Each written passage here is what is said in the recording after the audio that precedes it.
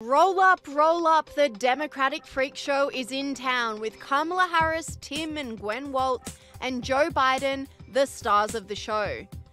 Yes, that's right, the Democrats' major players are showing their true colours in public appearances across America, and voters are starting to realise just how weird these people are.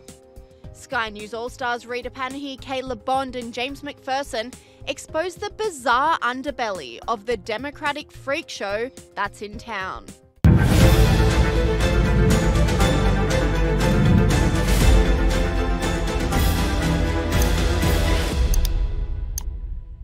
We've always known lefties are lunatics, but you would think they'd tone down the weirdness when they're in positions of power. Apparently not. Sky News All-Star James Macpherson revealed the rarely seen Gwen Walz, wife of Vice President candidate Tim Walz, and this clip explains why she's been hidden from public view. There's only one thing worse than being accosted by Tim Walz at the supermarket, and that's being accosted by his wife, Gwen. You think Kamala Harris is weird? Take a look at the vice president's or the potential vice president's wife. She is off the Richter scale. Okay, so I need you to be with me and practice with me. What are we going to do? We're going to turn the page. Oh, pretty good. Do it again. We're going to turn the page. And we're going to turn the page. All right, so I'm going to be watching you because when I see Wisconsin, and I'm going to watch him nationally on TV because this is a pretty important place, and Minnesota helped you practice with this, you just show me this. Turn the page, right? Turn the page. And you know what else that looks like? Bye-bye. Bye-bye, Donald Trump. We are turning the page. 52 days and we are turning the page. 52 days and it is bye-bye, Donald Trump. I just love watching Tim Walz in the background. He's looking at his wife like, when I married you, I had no idea I'd be running for VP, and if I had known, maybe I would have chosen differently. Sky News All-Star Liz Storer added some more Gwen Walz weirdness. This is the same woman who said that during the BLM riot, she opened the windows so she could smell the chaos outside and how awesome it was. And everyone was like getting seriously weird vibes from this woman. And it's not only Gwen with the bizarre monologues. Her husband and VP pick Tim Walz communicated a strange campaign strategy, according to Sky News All-Star Bond. Speaking of Tim Walz, he was at a rally on the weekend and, well, he's got a great way. He's worked out how they're going to win the election by harassing people at the supermarket. This thing's going to be a battle for the next 52 days. It's going to be in rooms, one in rooms, just like this. It's going to be one door-to-door, call-to-call, $5 donation, trying to have that hard conversation in the produce aisle with the person you saw there at the grocery store and ask, have you voted yet? Look, I don't know. I might be an outlier, but if I am at the supermarket on a Saturday doing my shopping and someone comes up to me and goes, have you voted yet? Are you going to vote for Kamala Harris? I'm going to walk out there and go, vote for Donald Trump. Like, there is nothing that would turn me off more than being told in the supermarket when I'm just going about my business, have you voted yet? But it's a terrible strategy by Democrats, because if you're at the grocery store and you say, have you considered voting for Democrats, people will just look at the prices on the shelves and think, I am totally voting for Trump. The Waltzes have also been called out online for their weird greetings, like this footage where the couple shake hands and give each other a pat on the back.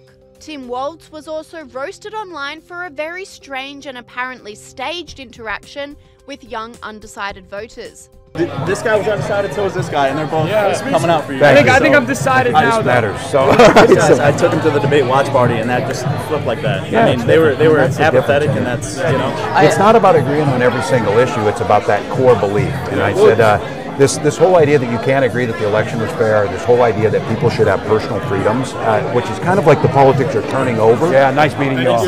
Yeah, really grateful you take the time again. Yeah, thanks. Go get them. Talk to your friends. Some of them are just going to say, look, I'm not that into politics. The answer to that is too damn bad. Politics is into you.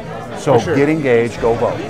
Thank you so much. One commentator blasted Walz, saying, "Come on, you expect people to believe this is real?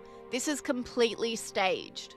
Tim Walz is widely known to give awkward speeches that don't really say much, and this attempted dig at JD Vance that fell flat is no exception. I grew up in a town of 400 people, 24 kids in my high school class, 12 were cousins. I never get away with someone not asking about prom dating on that one either, but and not one of those kids became a venture capitalist. Imagine that. I don't know. But you know what you do learn growing up, and some of you grew up in small towns. Kamala Harris is the ringleader of the Democrat freak show, with her staged cackle, changing accents, and bizarre one-liners. Sky News All-Star Rita Panahi revealed the return of Kamala's weird word salads. And Kamala did another interview. It did not go well. She was incoherent, obtuse, and made zero effort to answer the questions asked. When we talk about bringing down prices and making life more affordable for people, what are one or two specific things you have in mind for that? Well, I'll start with this. I grew up a middle-class kid. My mother raised my sister and me. She worked very hard. She was able to finally save up enough money to buy our first house when I was a teenager. I grew up in a community of hardworking people, you know, construction workers and nurses and teachers. What do well-kept lawns have to do with the question asked? And yes, I noticed the start of the answer was almost word for word what she said during the debate when she failed to answer the same question. And we're only halfway through her incoherent response. And I was raised to believe and to know that all people deserve dignity, and that we as Americans have a beautiful character. You know, we have ambitions and aspirations and dreams. Word salad Kamala is back. In addition to word salads, the real Kamala is back, and she's brought her fluid accents with her. And while we're on the Veep, the real Kamala is back, the weirdly laughing, incoherent vice president with the multiple accents. Here's another one. Hello to all my divine nine brothers and sisters. And my soror.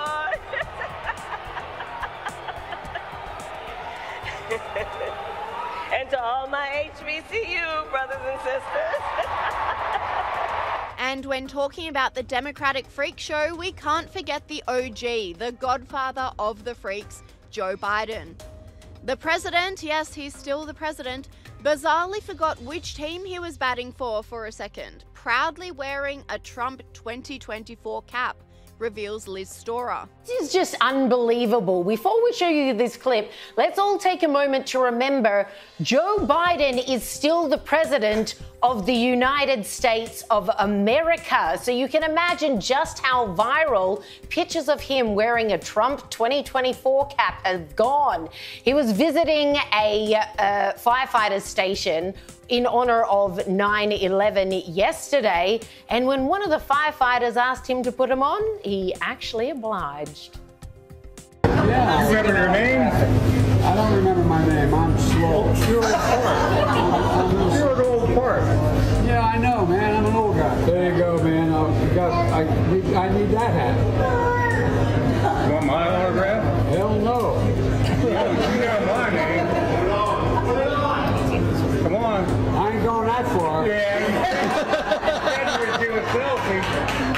There you go.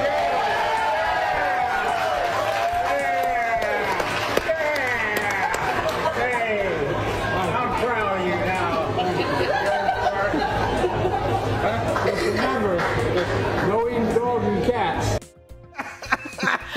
Unbelievable.